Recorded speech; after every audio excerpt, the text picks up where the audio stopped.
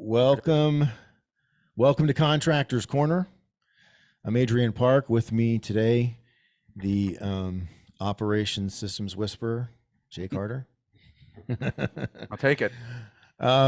Okay, so there is this I'm going to call, I guess it's a trend going around on TikTok in particular, but I'm sure it's everywhere else too. And it's like on the Reels platforms. So it's probably on Instagram Reels and Facebook Reels and YouTube Shorts too. And it's this like math trend. And and so if you'll let me share my screen, Jay, I'm gonna share some of these things. Let's see. Okay, yeah, there it is. Okay. So can we see that? Can we see my screen? Mm-hmm. All right. So this is TikTok, and this account. Okay, and just stay with me. Okay, so I'm not trying to be offensive here, but the account is called Homath. Yes, Homath, as in, he or she is a hoe. Okay, so I'm going to play a couple clips, and as crazy as this sounds, it actually ties into what we're talking about today. And here is the first one. Oh, you're gonna have to turn it on with your sound. So when you share it with your sound, so go back to stop sharing for a sec. All right. All right. And what you're gonna do, all right, is when you go to click share, it'll say in the bottom left, share sound. Yeah. Giddy up. Okay. There you go. Let's try that again. Let's try it again. All right. Thanks, Jay, for the assist. Let me go back. Hold on. All right. Do women care about height? There we go. Yeah. Is it working? Yeah, it's working. Got it? Okay, here we go. Can you change that? Kind of. This guy calls it the European method. I changed my height on Tinder from 5'9.5" to 177 centimeters. And now I keep on matching with girls whose bios say like 6 feet plus. Why does this work? These hoes are stupid. I don't know if I would say that. Yeah, I don't know if I did that. Okay, here's another one. The last 3 dudes I've dated for their bank account info on the first. That kind of sucks. Then we get this. I don't judge people's actions. I look at the intention behind it. So why do you ask for that? And she says she only wants to date a wealthy guy. And then he says, valid. And that is valid, but that doesn't mean it's good. Okay. All right. Here's another one. I don't know about wifey material. Wifey material doesn't define what you're wearing. It's the type of person that you are. This is one of the dumbest conversations taking place in the Western world. This girl says that what you wear doesn't define whether you're wifey material. So to break that down using the integral map, what she's saying is that my choices he is built. Look, he created this whole thing. Yeah. Okay. It's just Hilarious. don't define me. How I feel about myself defines me. And that is not correct. All of these things. That's good. And that is not correct. All right, one more. No one has asked me to go to a pumpkin patch. No one has asked me to go see. Okay, girls who cry about being alone on the internet want to meet you versus want to suck you dry of all your life energy. Allow me to demonstrate. Hello, Abby. A great video you've made, very stimulating. I also am alone during a time of the year. I would like to formally invite you to go do screamy pumpkin shit. That's I've drawn you a pumpkin and a scary ghost. That's me. I'm under there. I live in a very pumpkin-y zone. There is a cidery down the street. My car has heated seats, and I am prepared to defend you from any aspect of your imagination if you accept my invitation. She's not gonna. I noticed that you didn't specify what kind of person you were looking to fill the screaming at vegetables role, so I just thought I'd give you an opportunity to demonstrate exactly how lonely you are. I noticed that you didn't respond to any of these guys, so I just thought maybe you need someone. This guy is awesome. So Yeah, that is very good.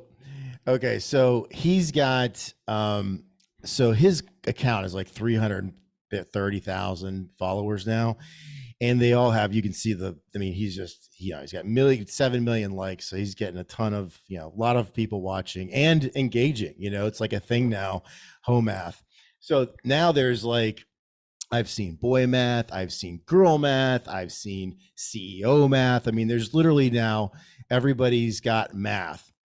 So I did contractor math.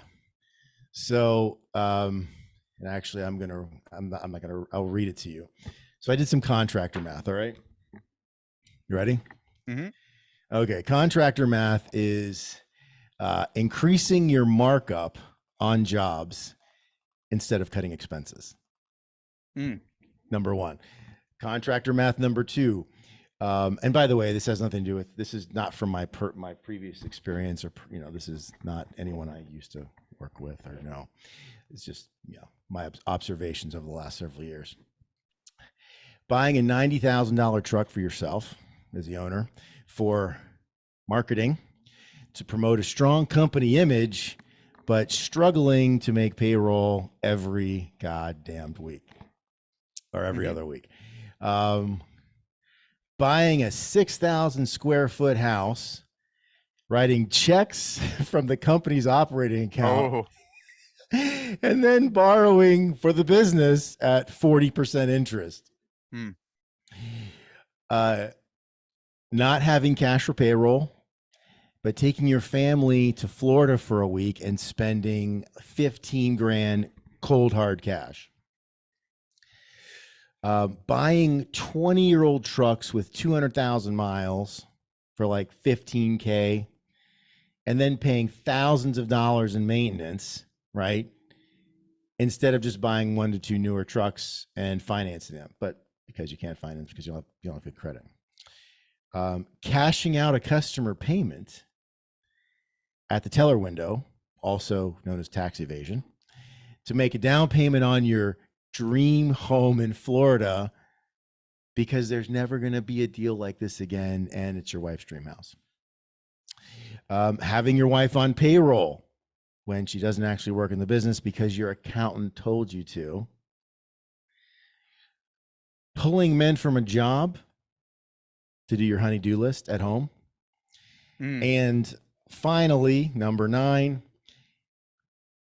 bidding a job that is, you have no right bidding, like way outside of the trade, because saying no is bad customer service. And then, of course, losing your ass.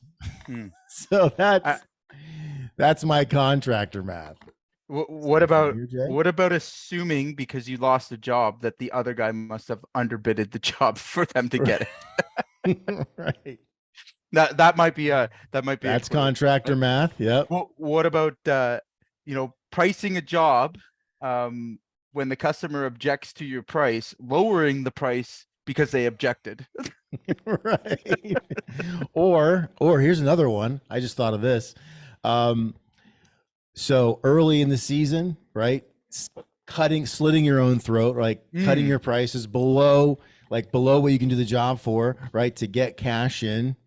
And then when you're busy, doing the complete opposite, jacking your prices up, like basically like putting it all on black. And then instead of just getting jobs getting a lot of jobs for the next season, right? For the spring at a higher margin, getting none of those jobs because they're priced too high. That's contractor math. Lots of contractor math there. I like it. We should do that. We should do that often.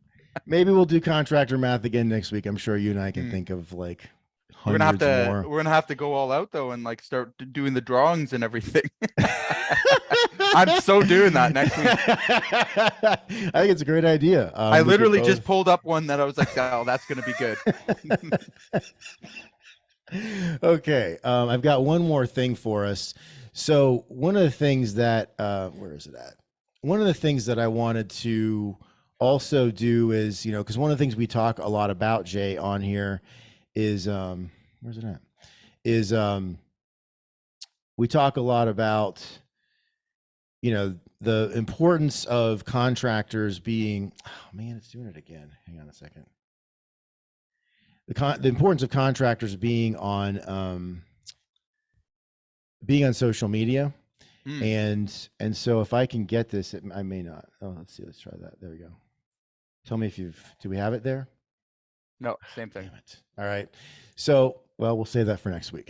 Because what so what the hell? What is it deal Is this maybe we could use one for, social influencer math? Okay, wait. Hold Comes on. prepared but can't turn it on. Hold Bring on. strong but can't Oh turn wait, it I on. got it. All right. Third time's a charm. All right. Yeah. Yeah, that was good. Good job, Adrian.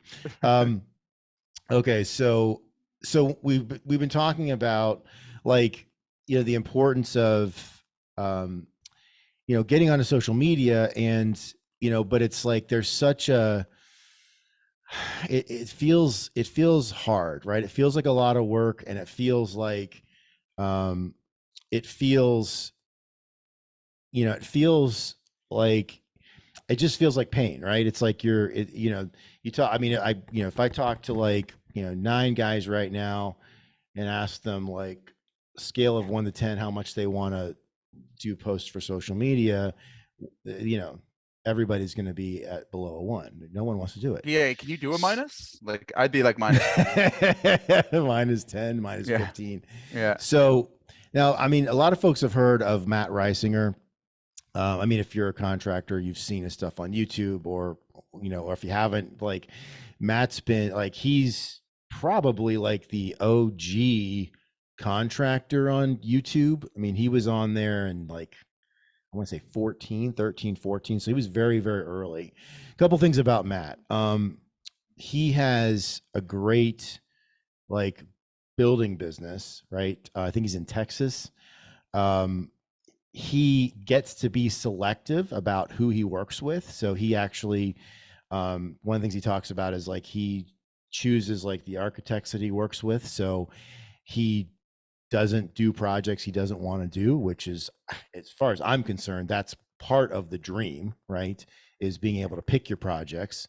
But here's the other thing, Jay, he, on his YouTube channel alone. So this is just from ads on YouTube, he makes over $250,000 a year. Wow. Right.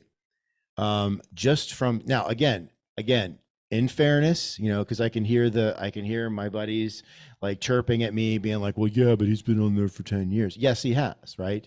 But we have this thing where, we've actually talked about this, you and me, before, called recency bias, which is a really fancy way of saying we forget, we look at where things are right now, and we can't imagine how things are going to be in the future. And so, we go, well, I mean, everybody's on TikTok, right? Everyone's on Facebook, everyone's on Instagram. No one's going to watch my stuff, and it's going to cost a lot. It's going to take a lot of time. I don't know what to say. And those are all completely legitimate. But look at Matt's channel here. He's got multiple, I mean, this is not, so let's play one that has we'll do the 1 million views. We'll do one that's got 20K views. Here's one. Okay. Modern Check this out, architecture. y'all. Looks like a spaceship has landed here in San Antonio. I'm visiting Andrew, the founder of gpodamericas.com, and this is his first big project. This is still a bit of a prototype stage, but what you're looking at here. So, okay, there's him and a phone, right? This is not fancy, right? I mean, he's just, if we could play the whole thing. I'm not gonna play the whole thing, but a modular building that could be built off-site and dropped in. So Matt's just talking about what he knows, right? Mm-hmm. I'm gonna stop the share. He's only talking about what he knows. And I think that's, again, we discount, because it's how we spend all of our time, we don't realize that that's people actually want to, they care about that. And, people, if you look at the stuff that, if you look at social media videos, reels that perform the best, it's the ones I mean, I've posted stuff that my men did, just power washing limestone coping, right? And I did one that was 4,000 views, and it just had some text on the screen. Very simple, right? So we don't have to, like, it's like you don't have to produce or create some crazy stuff. I mean, again, this guy is like the OG. He's like the original contractor that blew up on YouTube. And, I mean, now granted, if you look at his videos, sure, there's stuff that's got produced and I'm sure he has a team and all that. But if you watch a lot of his stuff, it's him with a smartphone, just walking around talking about what's happening, right? It's not, there's no genius here, right? He's just integrated into his day. So I think that's, I think we'll do, I want to talk about not just Matt, but there's a lot of other guys and women doing this. There's someone on Instagram, I think she calls herself the Tile Chick. Again, she's just I mean, does it take her more time? Does she have to put it into her schedule? Yes, absolutely. But so is anything else that we do, right? Anything we're doing in our business is going to require energy and effort. So I think we'll do more with this and like feature different, contractors, builders, whatever, home services folks that have interesting accounts, so that, again, like, the folks that are watching us here can kind of see like what other people are doing and doing it well. And again, these are not, these aren't actors. Like, Right. they're people like you and me. Here's we're actors. Here's here's my 2 cents on this. Okay. So I think a lot of contractors really it's just another thing that they have to do. Right. Right. And we're so busy. We have so many things going on, like adding another thing is just not in the cards. Right. I think if we understood a little bit, and this really ties into what we're going to discuss today, but if we understood really kind of what the value of explaining who you work with and who you don't work with, and making those things kind of public, gives you an advantage. I mean, again, at the end of the day, you always want to be thinking like, what differentiates me from the next guy? Like, can a customer come and see, who I am in my brand? And I think a lot of times, what guys get caught up in is hiding behind the brand that they've built for their company or creating an image that's not personally theirs. So, I mean, for me, where my mindset shift kind of, came into this was, really realizing the power of, being a human on the internet. Like, let's be honest here, right?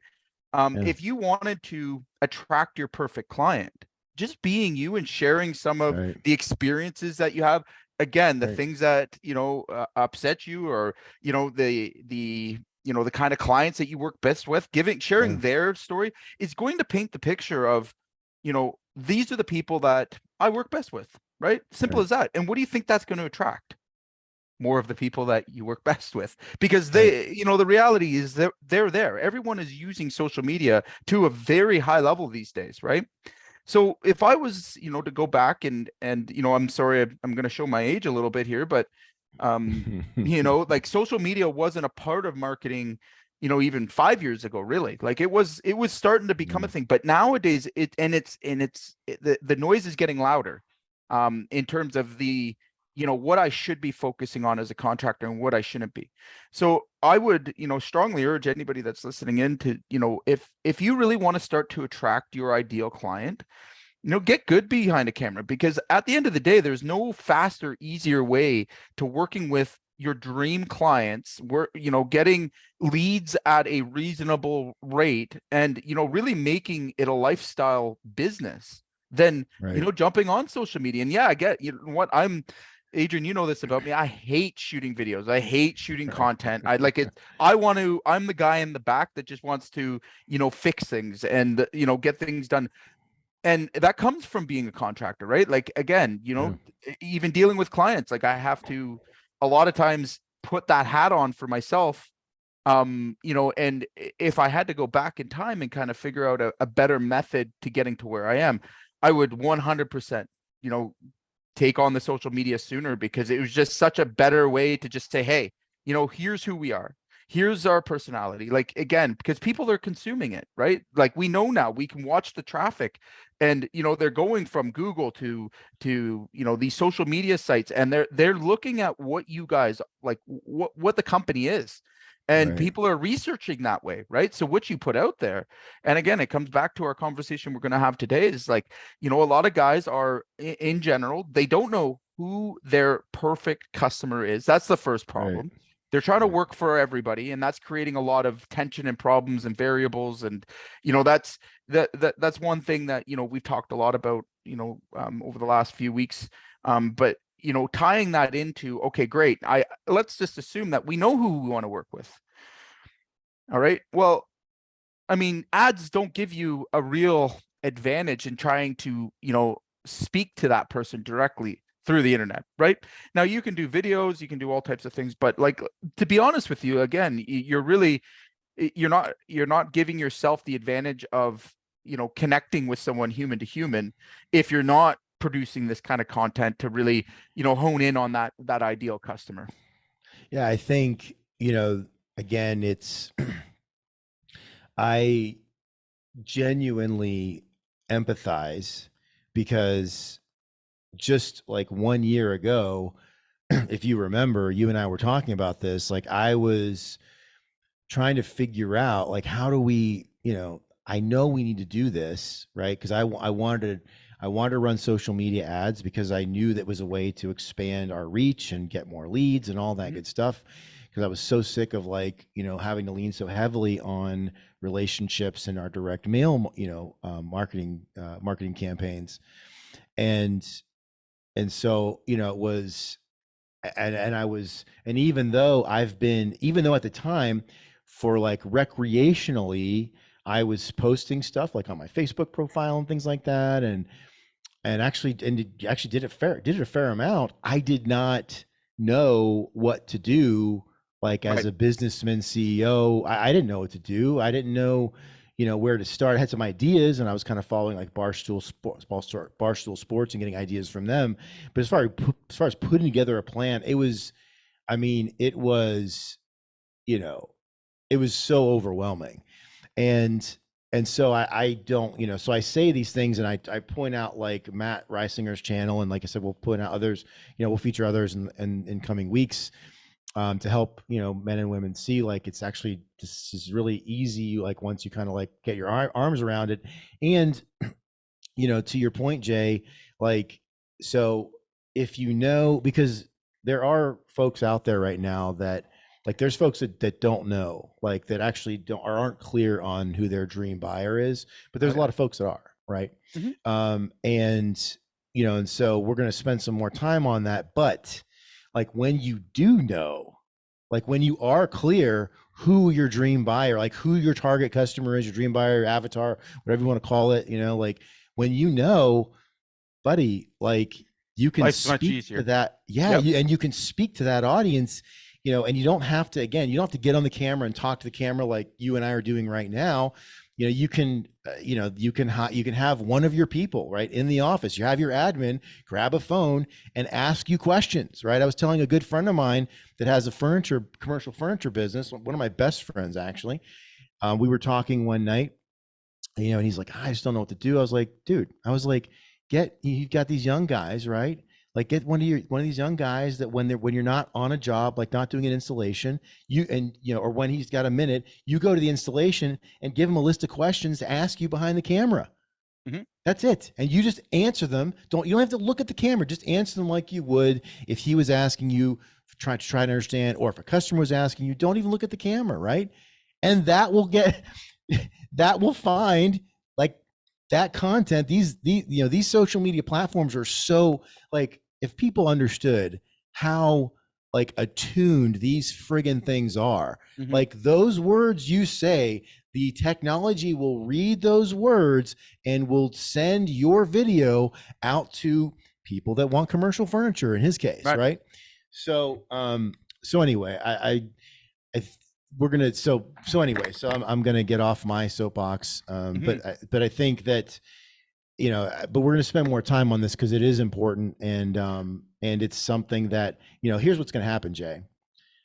Like a few people that are that check us out or in the in our group, like they're gonna do it, and they're gonna be like, oh my god, this is amazing, right? Because you're gonna get, because you think like, I think again, we're so like, we look at maybe, and I do this myself. You look at stuff and you're like, well, that didn't go. Everything's measured against. Is it viral?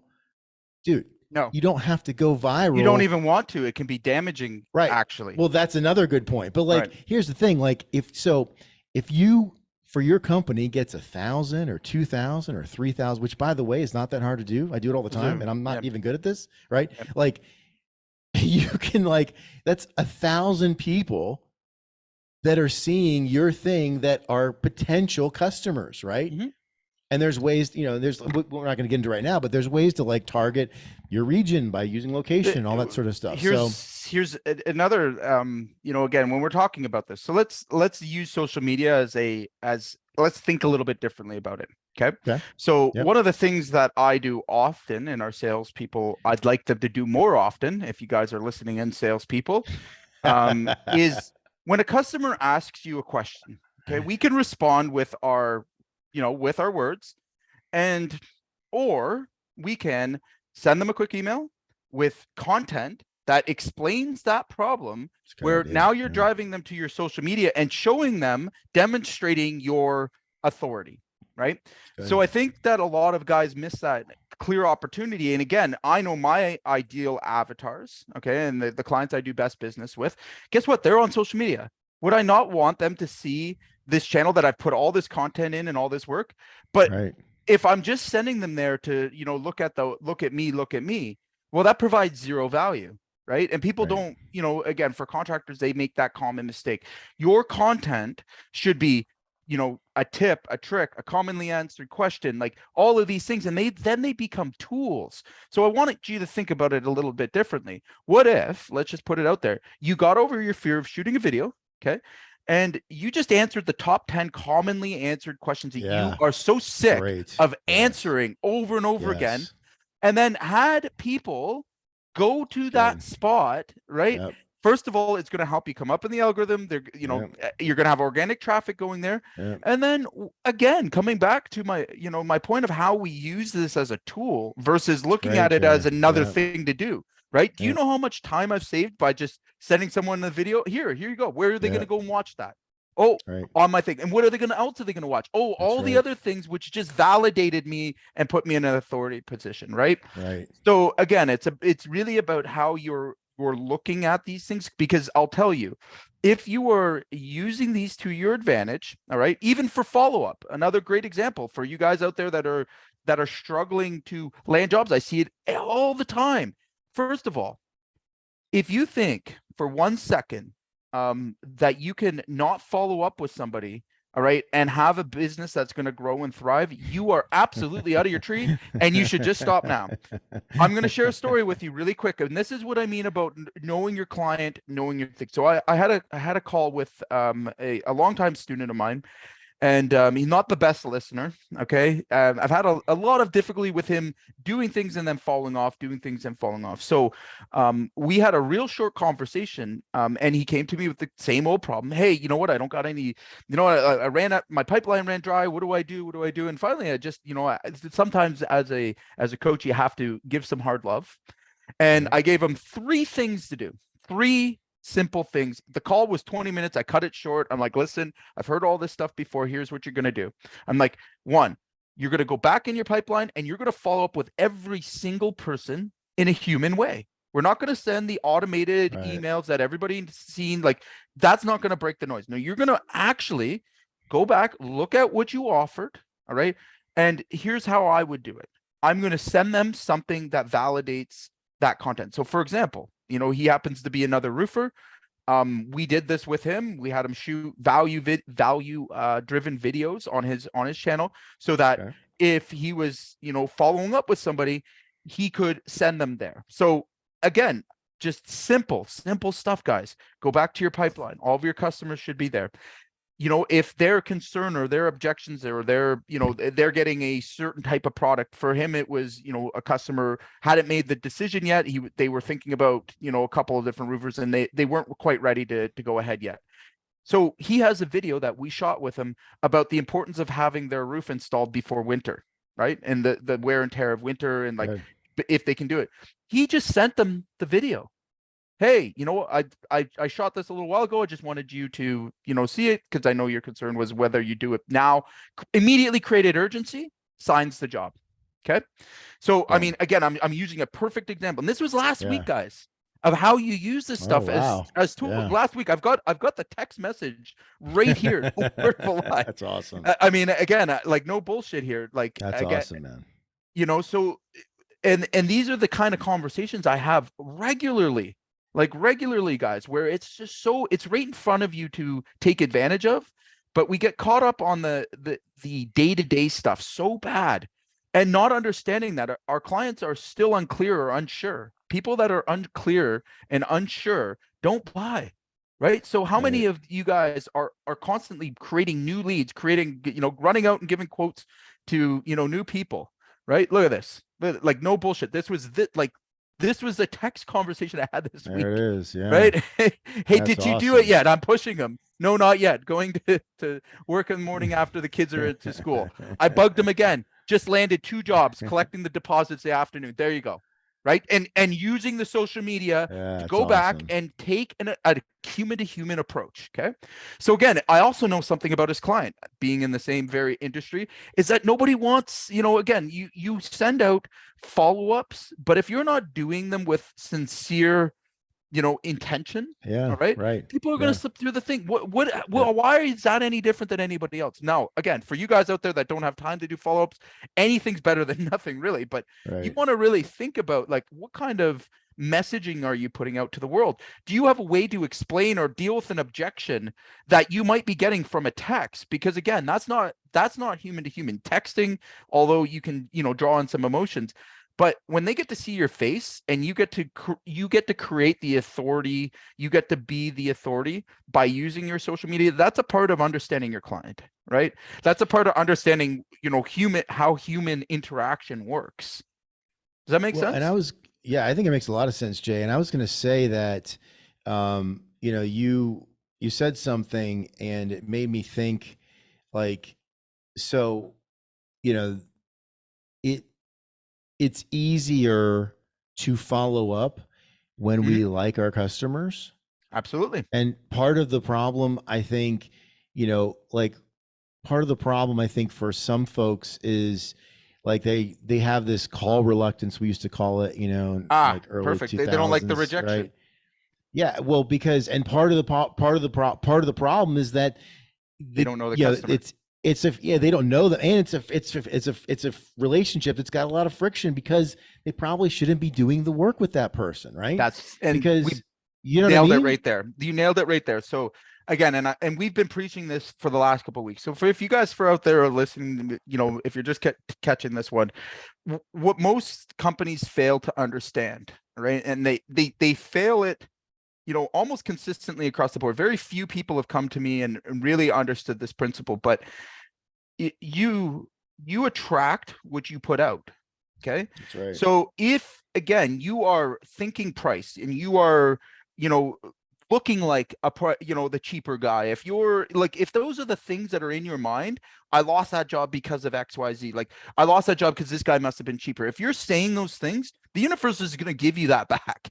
All right. Yeah. Now, and I know it sounds counterintuitive. The same thing with, you know, understanding what does your customer value? Okay.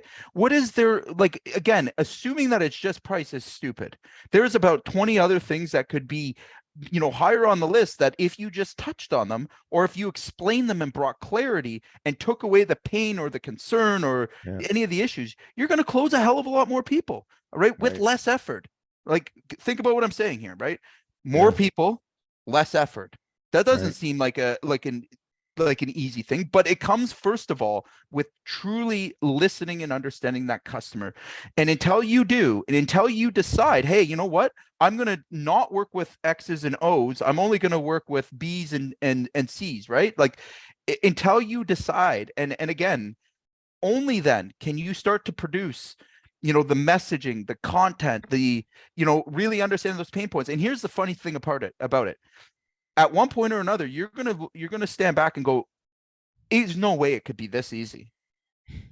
There's no way. I've had that come to God moment multiple, and it's the aha moment. It's like, are you telling? Like, this is boring. Like, it's so easy, it's boring. You know, and I mean that sincerely. Like we're in Yeah. the same. We sell to the exact same person, day in, day out. Like same problem, same objections. Like I could work through those objections with in my sleep. I probably do. All right. And again, why would I want that? Right. Like, for a lot of guys that are out there, like, you're jumping all over the place, but you never really truly understand the first problems that you solve, or you're maybe not even in the right business. Who knows? Right. But at the end of the day, again, if you want to truly thrive in contracting, and again, you want to align your marketing, you want to align your sales, you want to do all these things that I'm talking about, you want to sell millions of dollars worth of work at a profitable rate.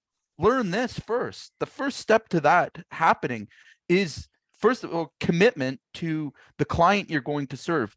And you notice I said client, right? There's a million different ones that you can serve, but you've got to narrow down and niche down to who do you interact best with, who is Right. predictable for you. Okay. Now, I'm not saying down the road you can't add someone to it, but if you can't get one right, don't bother trying to add a bunch more. Okay. Right. It's not worth it. And nowadays, again, this is where social media really does help you to, call these things out. Like if I wanted to say, hey, you know what, I'm only going to deal with bald men. Like, don't come to my company unless you're bald. I'm not selling you no fucking roofs unless you're bald, right? If I put that out on social media right now, do you want to bet that I would probably start landing only bald dudes, right? Like, and if I was willing to stand by that and I became the bald dude roofing company, okay, I could find myself a really nice niche. Yeah. All right. So like Yeah. if we thought about things a little bit clearer that way, all right. Now again, I'm not what I want to make myself really, what's a really important, point to make here is, listen, if you're struggling right now, and this is more for the guys that are just starting and that are just kind of getting into their, Yeah. feeling out business, the best thing you can do is doing exactly what I said. Find it. When I say niche, what I mean is somebody that you can consistently doing business with. So if there's one, there's many. Okay. And Right. it's about the variables that you're going to add to your life. You're already learning. You have business, you have social media, you have all these things that we can talk. And what does that lead to? Massive overwhelm. If you start adding a whole variety of customers in on top of that, and the stress of all that, you're you're going to have years of torment and pain. Okay. Right. Now, for guys that are a little bit bigger, I'm going to say over that 7-figure mark that still hasn't really locked in their marketing. Okay. Because the way I experienced it was, first I had scrambled to do work for everybody, right? And just felt Right. like I don't know what that is, right? I didn't know who it was. Okay. Once I committed to, hey, I'm only going to do this type of work. All right. And really focused on finding, residential homeowners or insurance jobs. Okay, great. That gave me enough, momentum to get over those, those long periods of struggle. Okay. Right. But it still never had consistency. The consistency part eluded me for years and years. And it was like, it wasn't that I wasn't spending enough on marketing. I was spending way too much, way over budget on marketing. I was grasping at straws, and it's really came down to, the messaging, the understanding of the customer needs, like paying attention to, like, how do we convert somebody? What are the exact words we say, and this applies to social media as well. Like, somebody told me once, and this wasn't my words, but like, you almost have to know that customer better than they know themselves to take yourself from a 7-figure, $1 million to that $5 million mark. If you aren't a student of that client, and again, this is where, as you start to grow and over that $1 million, where you really want to start to focus in, is because your marketing now has to be consistent. You have to be able to call the client that you're going to bring in through the door every day, because now you're going to add sales teams. It's going to go beyond you. Yeah. And the second that happens, okay, that's where we see a lot of companies, and that's usually who comes to us. All right, that they lose their way because the customer they served before wanted their attention a lot. Right now, we're looking for a customer that we can sell to consistently, market to consistently. And what you may well find out is that avatar is going to change. Right. Well, yeah. I was going to say, Jay, that so I'll give an example of this. So, when I was hired to the masonry business, we had, the estimator inbox was just an absolute just dumpster fire of job leads. And it was stupid. And you know, and we were doing, you know, we'd have one big job that was like a commercial kind of like maintenance, like repair job where we're tuck pointing, caulking, you know, doing some brick replacement, et cetera. And then we'd have like we had another really ornate job that was like this terracotta home and like what they call Millionaires Row in Pittsburgh. And then, you know, and then we'd have these like jobs where we had these different, you know, where half of the work was masonry and then half of it was like, you know, some sheeting or some crazy shit, you know. It's like, what are we doing? And, you know, shocker, the jobs where we had the scopes of work that were outside of what we did, right, did not perform well. And, you know, and so one of the best things that ever happened to me was learning that the hard way and bidding jobs that we shouldn't have bid, and losing a lot of money on those, because, you know, pain is a great way to learn. And I learned. And so, you know, what I learned was, you know, so we went from doing just any masonry repair to focusing more on historical and commercial, like maintenance type work. And then getting even more specific and deciding we're not going to do public jobs. We're not going to bid the public calendar because it's low bid, and we just, you know, it's a lot of time and we're not going to be the low bid. Right. So we just cut that out altogether. And so in my last 4 years in the business, I focused entirely on historical, commercial, and like private. And so like I knew exactly what jobs I wanted to bid and what jobs I didn't want to bid. And so I spent far less time on bidding crap. Like I didn't bid any crap. I mean, there's, you know, a few stinkers are going to sneak in there, but like I bid mostly jobs that were like squarely in our wheelhouse. Right. And that was getting clear on that, you know, that was exactly like, that was our customer. Like that was our customer, you know, dream job, dream buyer. I mean, that was the game, you know? Right. And I mean, I had to like literally coach the owner. He'd call me. I mean, he stopped after a while, he learned, but like, he'd be like, well, you know, I got this call from so-and-so. And I'd be like, dude, no. Yep. Like, but why would we bid that? Like, we know we've been down this road before. It's public. We're going to get our dicks kicked in the dirt. Right. And most likely we're going to waste a bunch of time. Then you're going to want to cut the price because, you know, you know the person or whatever. And then we're not going to make any fucking money on it. So what are we doing? Right.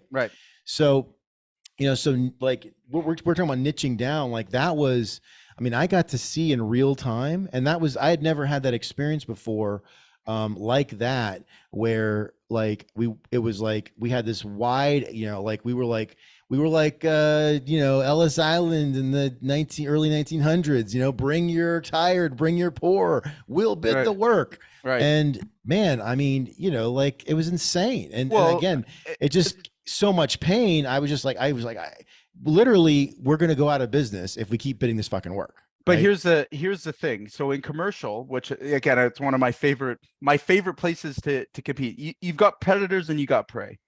All right. There is no in between. So the guys that are disorganized and the guys that don't get that part and the ones that keep coming back, like, do you not think that the predators know that they're losing money? Of course they are. There are contractors out there that feed on these guys. And maybe you felt that, like, but it's not an accident you didn't make money on the job. They knew well in advance because they have all the other tenders. They've done these jobs. So they laugh at you, right? When you come in low.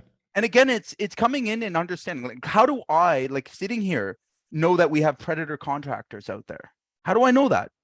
Right? Do you think it's maybe because I've been prey before? Absolutely. Because you were the prey. Right. But I'll give you another example of how, you know, how this works out, right? When you learn either from pain, right? So I'll give you a good example. Churches. Okay. I've bidded a ton of churches. We've done a ton of church work. I am so good at understanding the dynamics of a church board and if they're serious or not serious. Right. So the classic move in a church project is they're going to invite you to Sunday mass. Okay. I immediately say no. All right. Now I have a sales rep right now that, you know, God bless him. I let him experience this because it's funny. Honestly, I told him first, I'm like, you're not going to get this job. I'm like, I promise you won't get it. He's like, no, Right. no, but they invited me to Sunday mass. I'm like, you're not going to get it. I'm like, but I'd like you to go anyways. So go ahead. So he goes and spends his whole Sunday and does mass. And sure enough, they bring him in front of the board to do what? Inspect the roof. Ah, perfect. Well, it's a brand new roof. All right. Another red flag going up. Why is the brand new roof leaking so much? Why are you having all these problems? Oh, we just need someone to look at it. You know, we're getting that. We want a quote on a brand new steel roof. By the way, do you guys provide financing? Not another red flag, right? So he brings all this back pretty excited. And I'm like, yep, you're not going to get this job. I'm like, in fact, you just spent Sunday, you know, telling them what the issue is so that they can go back and leverage the other contract, because churches are Right.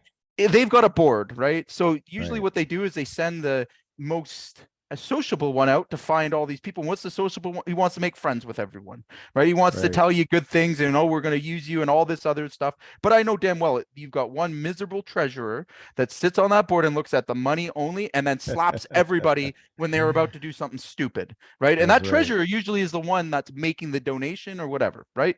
Yeah. And not that I've been through it a million times, because I have, right? But Right. it's the way that you approach that customer now that's going to tell you, you know, if you should even be, you know, wasting your time on it or not. But I think Right. a lot of guys That's get right. caught up in this where they don't recognize that, hey, you know what? We're not just selling to one person here. We're selling to 8 people. And Right. this person that I'm meeting is not, he's basically the contact only. You're not Right. dealing with decision makers, Nope. right? That's So right. until you get and I told him, I'm like, until you were in front of the entire board where they specifically invited you to that meeting, all right, you're not getting the job. Right. Inviting you to mass, inviting you to do that, that's just to see how many hoops you'll jump through. Okay. Right. And you're being used for the price. No, blah, blah, blah. Sure enough. And I'm like, by the way, at the end of all of this, they clearly don't, like, there isn't money in the treasury to replace with a steel roof. That's wishful thinking. But Right. you won't even get the shingle repair on this job. I'm like, because they'll end up looking at our price and then they'll know that, hey, we're going to get our brother-in-law or the friend of That's the right. church and donation for this. parishioner. And yeah, Yeah. we'll just get somebody to patch it up for us till we can figure it out. But Yeah. again, another example of, you know, knowing those avatars, knowing that experience. And again, if you're a smart contractor, you're going to position yourself and position your niche. Like if I wanted to deal with all churches, okay, and that's only business that I wanted to do, I would have a game plan. Well, I do have a game plan for that. Like I have a step-by-step process for it. In terms Right. of closing those kind of deals, right? And what to look for, what not to look for, what the dynamics are. Like I said, there's only one time when a church is strongly considering you, it requires a board of directors to actually vote on that. And it doesn't matter Right. the size, it's the way that they're set up. Right. And again, just that information is so valuable to knowing if you're wasting your time or not. Because the last thing you want to do is run around, give a bunch of prices, get excited about it, you know, take a whole, like he's got 3-4 days built into this thing, multiple Right. kilometers. And I would have said no right from the very beginning. In fact, I did. I'm like, nope. Call me when you're ready to have a board meeting where we can meet and discuss our quote. Right. End, full stop. Right? Right. Yeah. Problem solved. If they want to meet with me, they're going to be in a board setting where they all got all the decision makers there, and they're going to vote on whether I get the job or not. Right. Right? I'm not going to play the game to get the background information for them, so that somebody else is basically going to go and, you know, they're still going to hire Right. the other guy, right? Like Right. it's, anyways. So again, Yeah. No. I another mean, example. we did. You know, you and I could, like, we don't really talk about this, you know, offline, but like, we did a ton of churches, Yeah. and you know, and after, like, you know, I mean, I remember one time this church had I don't know, it was like between 80 and 100 grand, and good job. We did a good job with the work. I don't think we made a lot of money, but they had to borrow. They had borrowed to do the job, and they couldn't pay us. And like we were literally I I've was had that. literally Yep. calling the finance company with them, you know, like on the, I mean, you know, and so, you know, so again, you learn, and I learned, okay, well, I don't want to do this again. Mhm. And, you know, and so like, that was one of the first things. So when I would go out to even if it was like, obviously like what's the word I'm looking for? You know, even if like it was likely that, like, we did a huge church here in Erie. We did like, it was like a multi-million-dollar multi-year thing. And I knew that they had, it's like the mother church, Catholic church, here in Mhm. here in Erie. And so I knew, like, they're going to have the cash, right? Because they've got like a gazillion super wealthy people that have, Yep. are either at the church or it's connected to the big private school here in town. So like they've got the cash for this. But even though I had high confidence, I still asked, like, how are you guys paying for the project? Like, are you raising the money? Like, because you got to ask, You right? have to. Yep. You have to ask. And they told me, he's like, well, we have X amount, and we get these donations from this trust every year. And it was like, and so I knew exactly how we were going to get paid. So And we got paid. Do you want to hear the ugly side of that? I've had a couple of experiences like that before, where they've come up a little short on their donation, or the person who's Right. supposed to donate suddenly is not donating anymore. Yep. And I found out the very hard way that putting a lien, all right, so putting a lien on the property is basically a waste of time. Why? Who are they selling it to? Right. So when you collect it, like, so to force Right. them, and you can't force them, you can't force a church because it's a non-profit organization. You can't foreclose on a church, Right. right? So Right. the only thing is then to sue up to the archdiocese, and like, if you want to play that game, you are going to lose every single time. So that business is very dangerous business. And again, you Right. would think it's not like that, but there's a lot. It's Just exactly like go and that. Google it, and you're It's going to find out exactly that like again, they're not using their money when they're making these purchases, and they rely heavily on donation, even the biggest ones, right? And behind that, again, you can have a bad board, just like anything else. And basically it's 8 bad customers instead of just 1 bad customer. Right. And if you don't know these things, you walk into it like, a deer in headlights. And next thing you know, you know what? We're gonna make this a charitable donation for the 4th Yeah. or 5th time. You don't Right. want to play that game. So again, in commercial, guys, like, for you guys that are listening out there right now, I would be looking very carefully. So you want to talk about knowing your customer well, okay? In our business, we've slowed way down on you working for contractors, okay? And I mean general contractors. Everyone is Yeah. being crunched through the credits. We're checking credit. We're doing, Equifax reports. We're making sure that we're checking them out. You know why? Yeah. What happens in a recession? Like, for you guys out there that might be builders, you already know what I'm saying, right? Like, some of your clients, and I know where it comes from. Some of these clients that got hit with these interest rates, well, they haven't even got their mortgages through yet, and they're already, they don't have the money for it. Maybe they were investments and stuff. So again, for my builders and contractors out there, like, you be checking your customers' credibility and all that stuff as well. But for me, as a single trade, when I come in now, I'm looking very carefully at that contractor. They're going, you know what? If this fails, I'm coming for you. I can't go for your customer, right? Actually, I'm coming for everybody. But a good contractor has the money. Like, no, I'm suing your mother. Like, I don't care. Yeah. Like, she's responsible for you being on this planet. It's her fault too, right? So yeah, she's liable. well, exactly. So again, it's not a pleasant situation, and luckily we've been able to keep between the lines. But for you guys out there, be very, very careful of who you're going to get into business, especially, again, knowing your customer, back to understanding your niche. If a contractor all of a sudden comes to you with a whole bunch of jobs this time of year, and they're going into this thing, be very, very careful, because that means in behind that, somebody's been screwed their regular. Why aren't they using the regular guy? Why would it be any different? Right. Okay? So again, I know these things because I've lived through and have the true scars to show for them. But I can say I can make these shots now, from my gut. For a lot of guys out there that can't, again, this is the danger of venturing outside of those comfort zones and not mastering the first one. Like, again, if I looked at, how you structure a business first, start in the resident, take the least amount of risk. As a contractor, your job is to manage risk. All right. You've got to manage your risk on every project you're on. And again, your profits should be already in the job. All right. And it's about not losing money on jobs. Right. at the end of the Well, I day, think, you know, yeah, I mean, I think, to your point, Jay, that's something, again, I think that's actually one of the biggest, one of the things that helped me from my earlier career in banking was like, I looked at GCs and anybody that, I mean, anybody who's going to hire us, even a company or a private owner, as like, I looked at them like a bank, like yep. I evaluated their credit, especially after like the first 2 years. And I mean, I would just, there were certain calls that came in, and I never even went on to I never even Yep. went to the job site. I was Well, you like, could nope, just check that. Like again, yeah, and nope, I'm saying that now, sorry. right?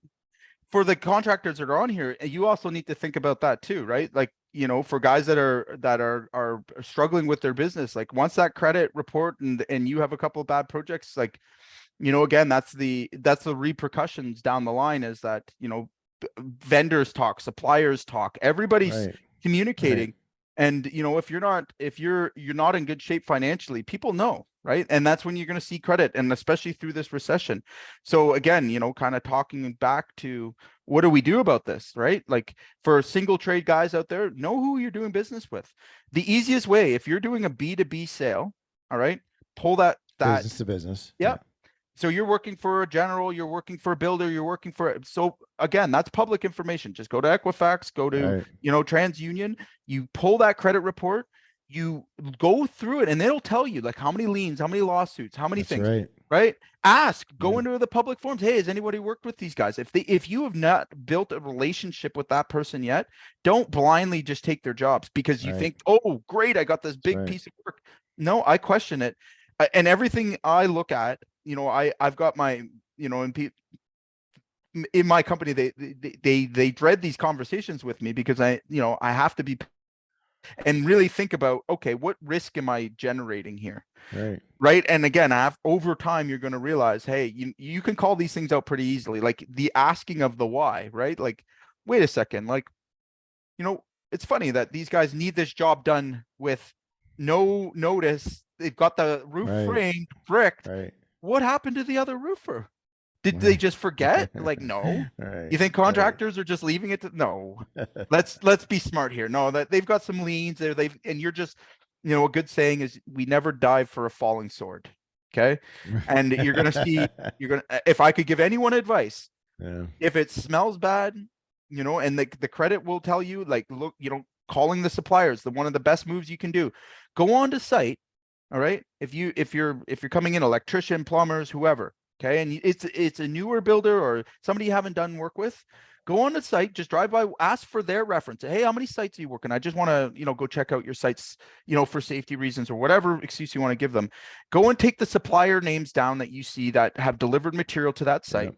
Just call them up and they will tell you straight up, right? Is this a good credit client or a bad credit client? Because let me tell you, if they owe money and they haven't paid their bills, they're going to tell you, and you can call those references, right? So don't get caught. And again, like I said, if you know who you do business best with, right? And this goes for commercial, like we just given you examples from residential, commercial, Jesus, even churches. Okay. Right. And you Right. know that avatar of who you work best with. Okay. That's a formula. That you can rinse and repeat that, and you just improve it. You improve it and get it better, and consistently, improving that experience, figuring out, one thing they need to do. And it's much less stressful, as we get, as you start to really accumulate these guys, right? And that's how you build a 5, 6, 10, 20, $30 million company. Believe it or not, the difference between a 5 million and a $30 million company is exactly what I just said. They're Yeah, able that's to right. massively on demand create leads, create opportunity, okay, and close the exact person that they do business with, and it's rinse and repeat. There are so little variables. There is no real innovation or anything else that's going on, because that's not the way you make money. If you want to Right. be and again, the small innovation that comes about is actually huge. All right. But it's actually very little change to their formula, right? You don't break something that works. Make Yeah. sense? Well, and I think too, again, Jay, like, and I'm just gonna like kind of just to put a punctuation, or just to kind of point this out again, like when, like, knowing who my dream buyer, who's the person that I'm going to bring the most value to this relationship, and they're going to have the highest appreciation, and they're going to pay me, and they're going to pay me quickly, right? And they're going to enjoy and, you know, and use what I've done, right? Mhm. Like that's the person I want to do business with. Mhm.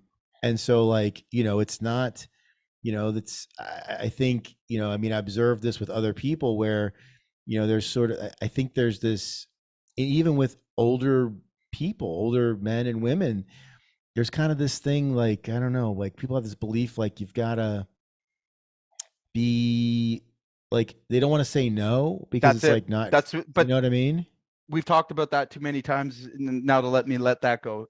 Saying no, all right, is going to do more for your profitability and your business, okay, Right. and your life, like literally your sanity. All right, learn to say no. Plan to say no more than yes. Okay, and again, if you can learn that one skill, that one thing, and guys, this is why we bring this up. This is why we're talking about Avatar. Like when I say Avatar, like it needs to fit. You can't fit a Right. round peg in a square hole. Okay, Right. but if you're gonna try to, you're gonna get bit every single time. And for a Right. lot of guys, they do it to themselves. They don't want to, you know, use social media. They don't want to do the things that are actually going to bring them the clients that are the good fit. Instead, they play this, you know, they play a scarcity game. They put themselves in scarcity, right? They put themselves in this position where, you know, it's impossible to win. Right. And I know a lot of guys, I've been there. I've done it. I've made these mistakes, commercial, Right. residential, churches. Like there isn't a type of business that I haven't, you know, taken on, you know, and had to learn the hard way, and you know, Right. also won. But again, in doing that, you start to realize, like, hey, you know what, this could have been a lot easier if I just said no. And if here's two people out there that are like, here's two types of people out there: the ones that have to learn the hard way. I think I'm probably one of those. Yeah. So am You know, like, don't touch it, it's hot. Well, I'm going to touch it. Just let me touch it. Right. And then there's people that, you know, can be told and are going to listen to what we're saying. I hope there's more of those people out there, you know, at the moment that are just going to hear what we're saying. Pick a customer you know you can serve, focus on that customer, make sure you're bringing the value, and you will have a business that will sustain and start to grow again without you, because that goes into your company culture. It goes into everything. If you can tell Yeah. your team who you do business with and they see it day in, day out, it becomes so much easier to grow and to scale and to have the business work without you. Well, and again, you know, so I, you know, it's, I think too, just, I mean, the last thing I'm going to say today, Jay, is that it's easier than, like, it's not hard to do, you know, because like I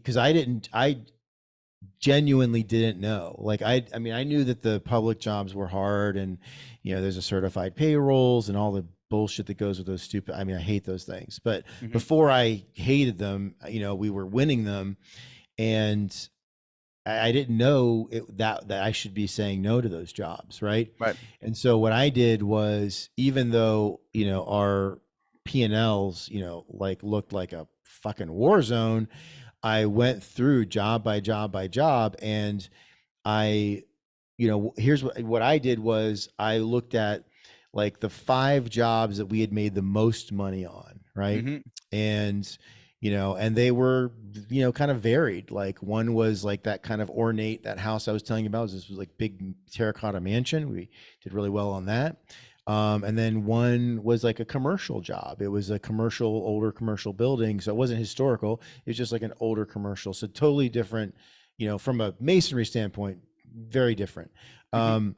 But again, so that, and then I looked at what was like, what our biggest failures, like where we lost the most money. And so I just pulled them from our P&L, and I started, and I just literally just made a list of like what worked and what didn't work.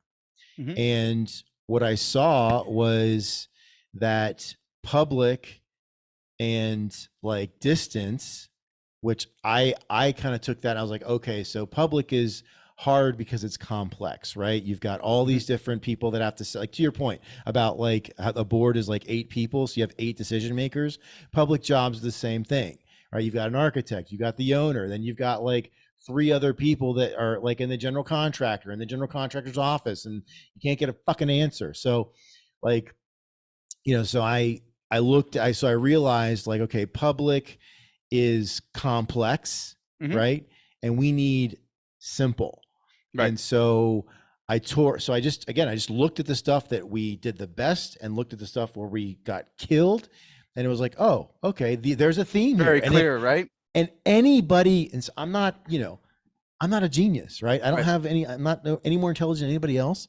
Like, I just saw there was a clear pattern, and I was like, okay, from now on, like, no more. Here's our blacklist, right? Right. We will not bid these jobs, these, like, no. And I mean, I actually put people on it because they'd really, had some people that did prey on us, Mhm. but it was basically like a customer type, job type. I built a blacklist, and it was like, it was a hard no every single time, right? Right. Every time.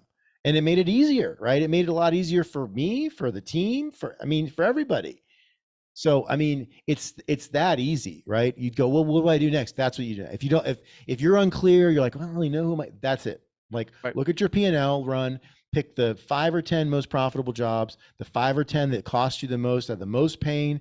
Look at the commonalities, and like, the stuff, there's going to be a theme at the bottom of the list, and that's what you run away from and you run towards at the top of the list. Yep. You nailed it. So That's yeah. actually a So- part of our program here at Contractor AI. Is one of the first things we do is, getting you to define your customer. And one of the ways that we get you to define that customer is, financially, right? We want to make sure that, hey, you know what, are these customers you're describing, are they your most profitable jobs? If they're not, that's not your customer. Right. Right. So Yeah, man. So, all right. Well, what a good session today. This is the first time we're blasting these out. So I've got a couple of channels we're blasting out to. So anybody who's on those channels, welcome to our live stream today. So Jay and I do this every Friday. We are live right now. This isn't pre-recorded. We are actually talking to you at 4:15 in the afternoon Eastern time. And the reason that we spend an hour or so, hour and a half of our day every Friday, is that, one, we're both very passionate about serving contractors, helping contractors to level up, improve their businesses, scale. Essentially, I mean, both of us have had the experience of, taking a business from like pain and losses to fairly substantial success. Jay still owns and operates his roofing business in Greater Toronto. So we have a lot of really great solutions that we've used, Jay still uses, and that we're working with contractors right now to help them with their businesses. So we're here every Friday at 3:00 Eastern, and we're live on these various channels, YouTube and a few other places, Facebook, et cetera, et cetera. Also, every Thursday, Jay does free training at 3:00. So if you're wherever you're watching this, if you're interested in that, drop a comment. If you're in our community, drop a comment. If you want to get in our community, drop a comment. We'll drop a link for you to join. It's very easy. It's free. And there's lots more stuff in our community for community members. And then finally, I go live every Monday in both in the community and out to these various channels as well, essentially sharing my playbook for how I turned a masonry restoration business around. And we were, essentially the business was, wasn't worth anything. It was probably, would have been a bankruptcy. They probably would have owed $500,000, $600,000. And when I left, the business was valued at almost $5 million. So, so I share, no gatekeeping, as they say, no holds barred, shared. I share my playbook for that, and we're here to serve. So thanks for hanging out with us, and we will see you next week.